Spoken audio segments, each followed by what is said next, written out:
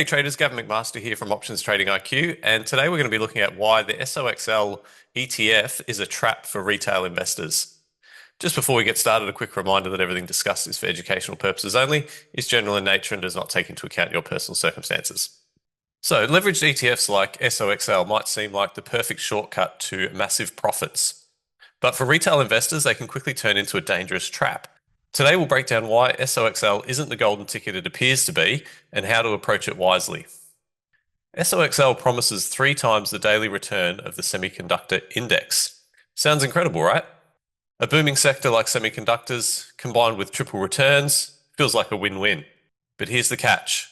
SOXL and other leveraged ETFs are built for daily performance, not long-term gains.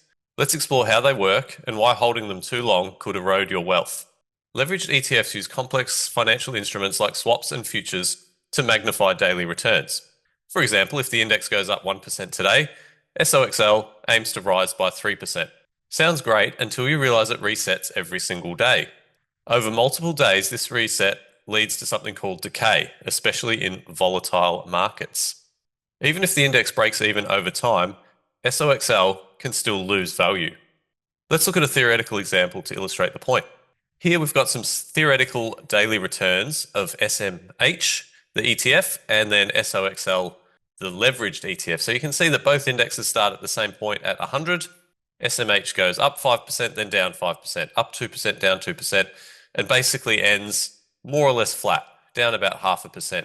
But SOXL, because of the leveraged nature of the ETF, is actually down over 4%. If we look at a comparison chart of the two ETFs, we can see that over this period from January 22 to December 23, there was a significant underperformance in the SOXL ETF, with the ETF being down about 60% compared to the regular ETF, which is up around 10%. So definitely not something you'd want to hold for the long term. Let's take a look at the performance over the last 6 months. Again, we're seeing SMH is up 5.5% and the leveraged ETF is down nearly 30%. What about over the last year?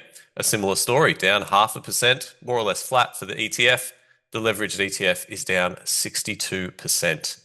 Now, if we look at a longer term comparison, a 3-year chart, we can see there were periods of outperformance during the AI boom in 2024, where SOXL did particularly well over a period of 6 to 12 months. But in the long term, we can almost guarantee we're going to see underperformance. Yes, the ETF is up 88% over this 3-year period, but the underlying semiconductor ETF is up 168%. As you can see, SOXL isn't designed for buy and hold investors, and here's why. First, the semiconductor sector is incredibly volatile. Second, high costs, including a 0.95% expense ratio, eat away at returns. And third, retail investors often misunderstand how SOXL works, leading to unrealistic expectations.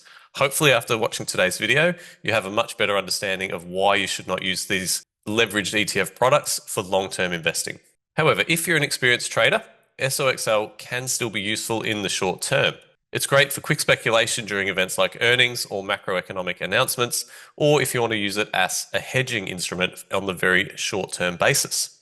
Just remember, use small position sizes, set stop-loss orders, and never, ever use it for long-term investing. So in summary, SOXL promises amplified returns, but for most retail investors, it is most definitely a trap. Before you jump in, understand its mechanics and risks. And if you're looking for sustainable growth, explore safer options like traditional ETFs or individual stocks. Thanks for watching. If you found this video helpful, don't forget to like, subscribe, and share your thoughts in the comments below. Reach out anytime with questions, and have a great day.